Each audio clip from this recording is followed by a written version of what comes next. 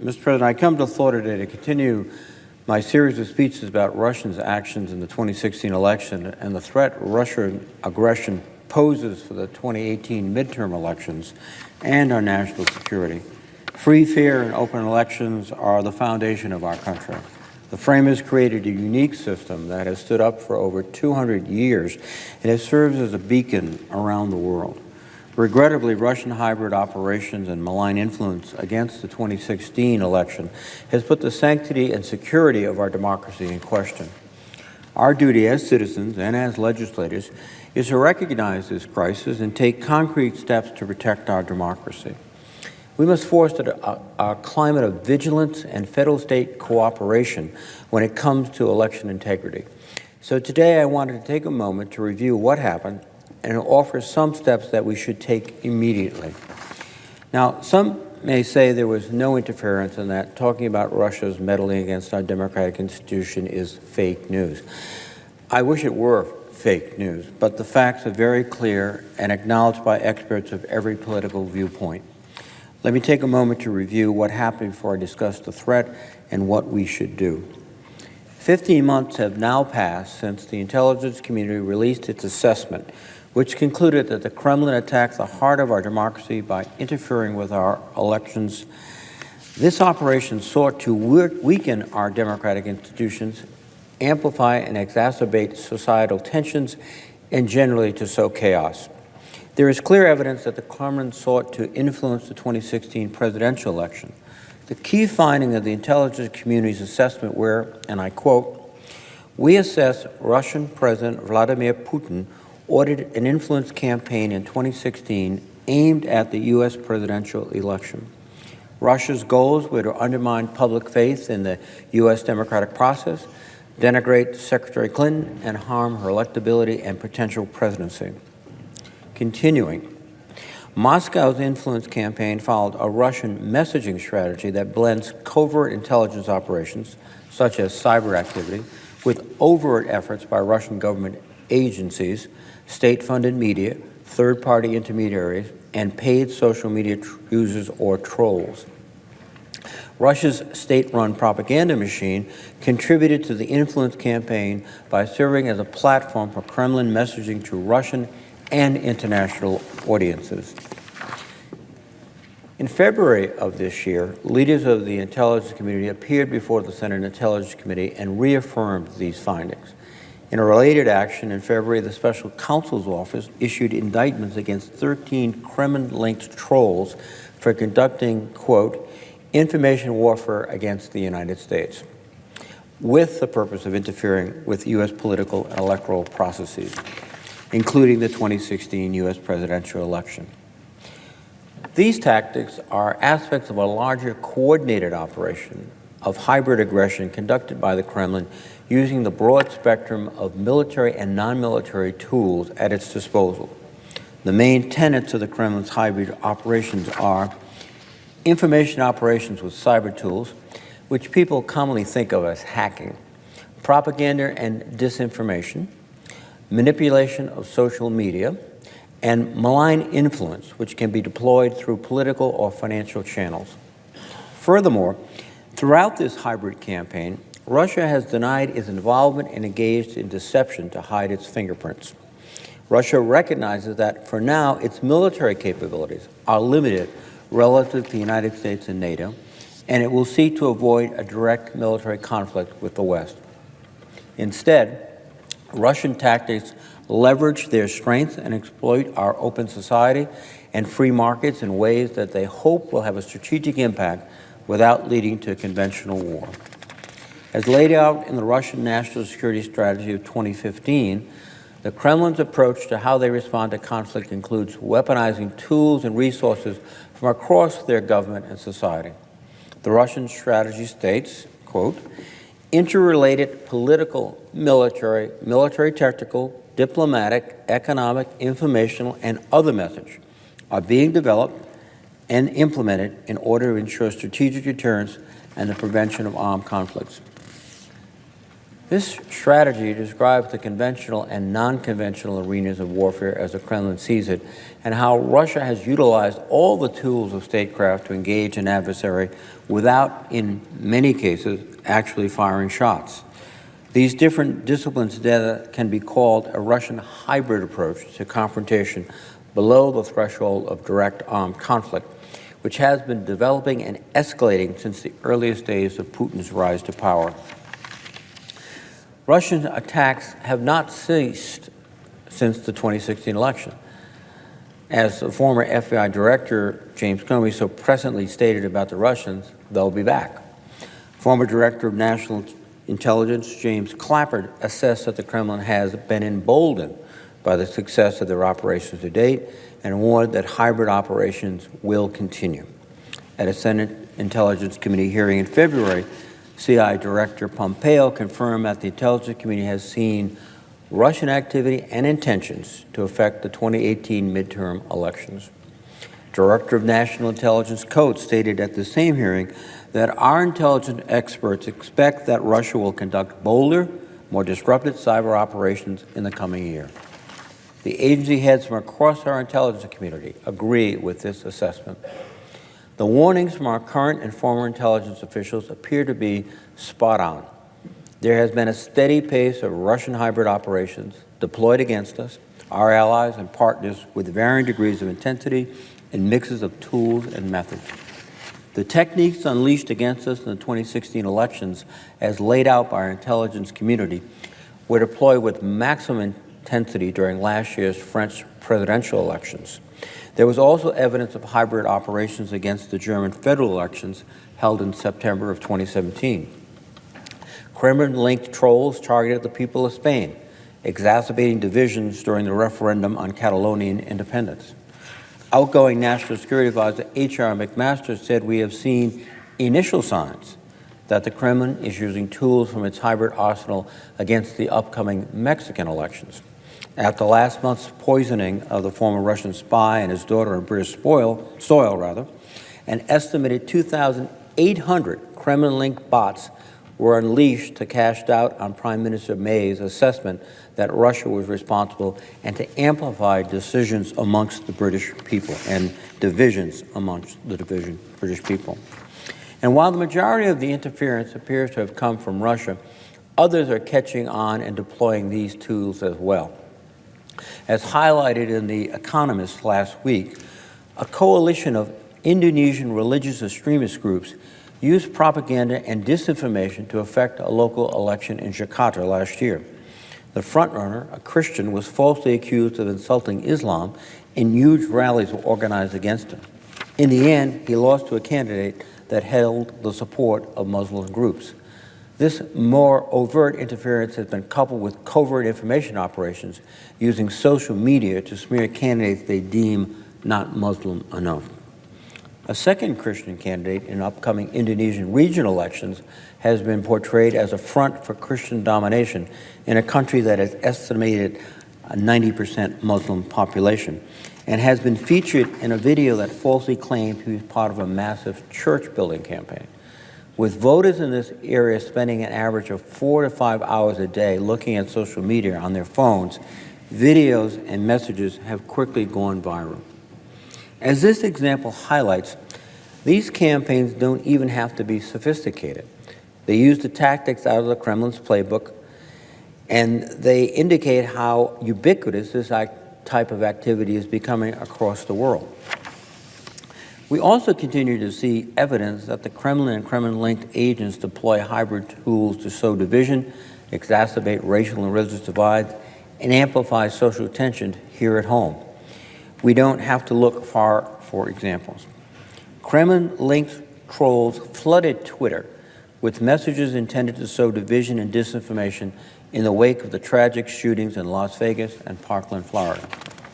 During the special election to fill the Alabama Senate seat vacated by now Attorney General Jeff Sessions, one candidate gained 1,100 Russian-origin Twitter followers over a 3-day period, with many of the accounts appearing to be artificial. January press reports indicate that Fancy Bear, the Russian military-linked hackers who penetrated and perpetrated attacks on the Democratic National Committee in the 2016 election have been attempting to penetrate the emails of Senate offices in the run-up to the 2018 midterm elections. Kremlin propaganda outlets RT and Sputnik continue to try to capitalize on our open press and public debates to spread disinformation and amplify division. In sum, Kremlin and Kremlin-linked agents are still trying to hack us, our allies and partners, to fuel their information operations. They are still using trolls and bots to manipulate social media and targeting us with disinformation campaigns and still deploying propaganda. In the absence of strategic action to deter these kinds of attacks, Russia sees our 2018 midterm elections as another prime target.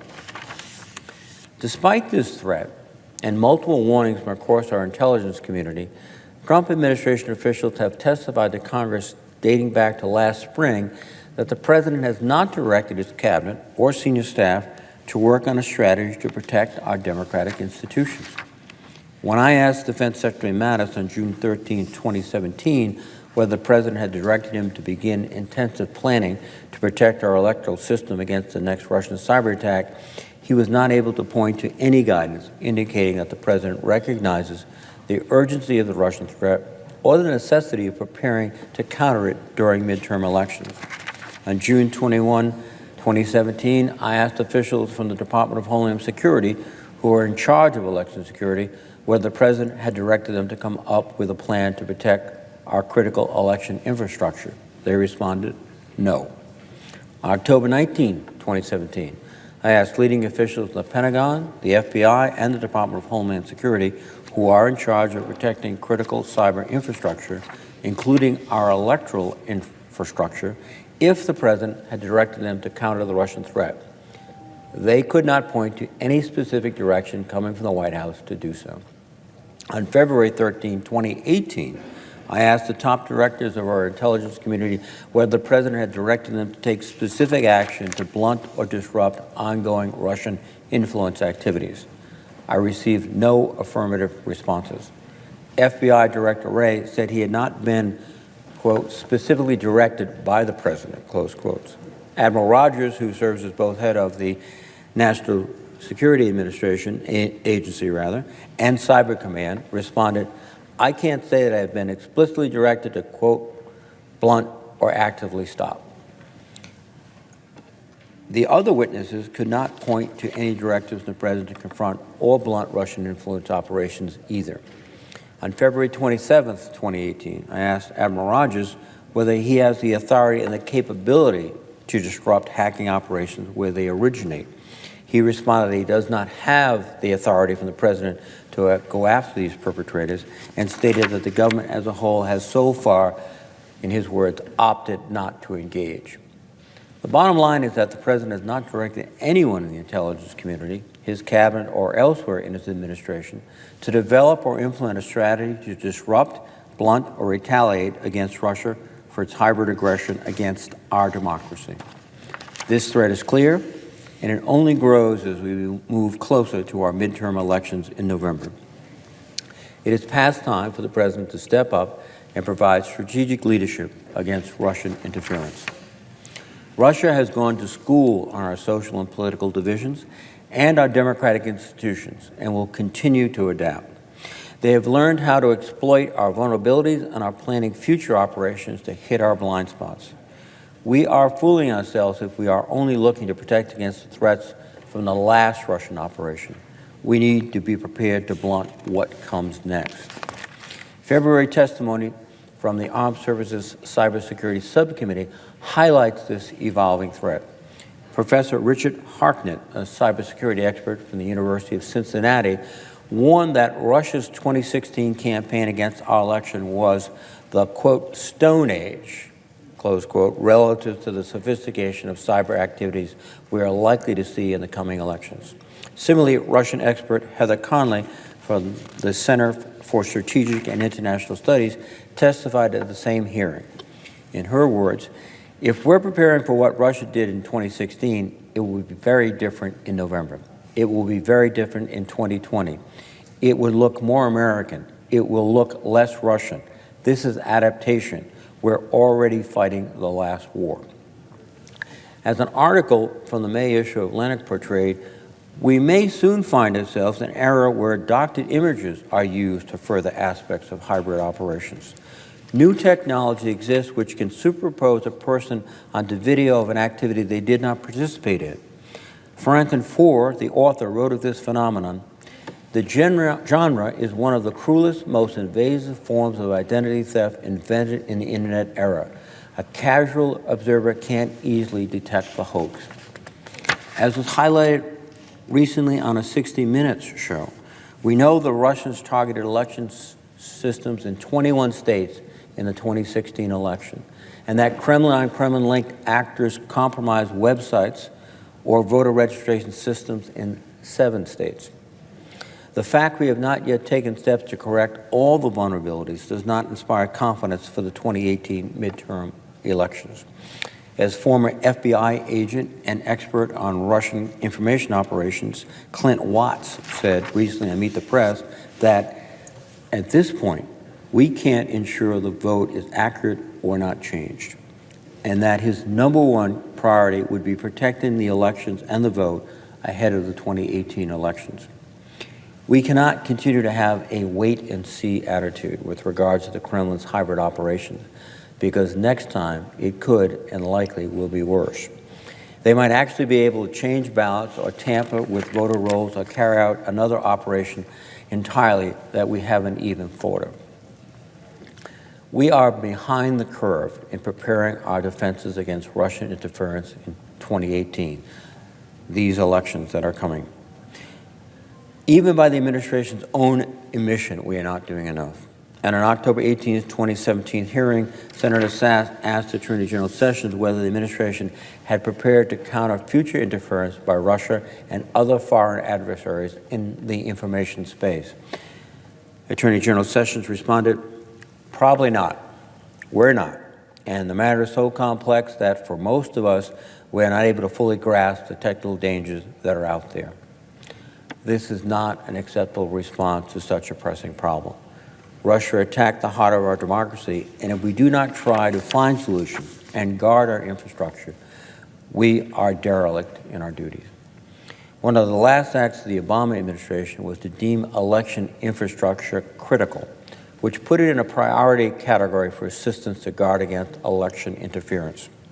While appropriate and important, that is the mere beginning of a solution, and we highly have progressed in the last 14 months. I recently asked General Kurt Scaparrotti, the head of European Command, who is on the front line of blunting Russian aggression in Europe, whether we had a sufficient whole-of-government response to combat such as hybrid operations. He responded that we did not have an effective unification across the government and affirmed that additional focus was needed immediately because of the nature of the threat. We need a whole-of-government approach with the weight of the White House behind it. We need an approach that will enable coordination across the different agencies of our government and support effective outreach and collaboration with state and local officials and the private sector, including the media. Given the nature of Russia's asymmetric aggression conducted below the level of direct military conflict, we must deploy a range of tools, including cyber, diplomacy, economic sanctions, financial investigation to counter foreign corruption, money laundering, and malign political influence, and strategic communications. This administration has not effectively deployed the non-military tools in its arsenal and has been slow to respond in any meaningful way.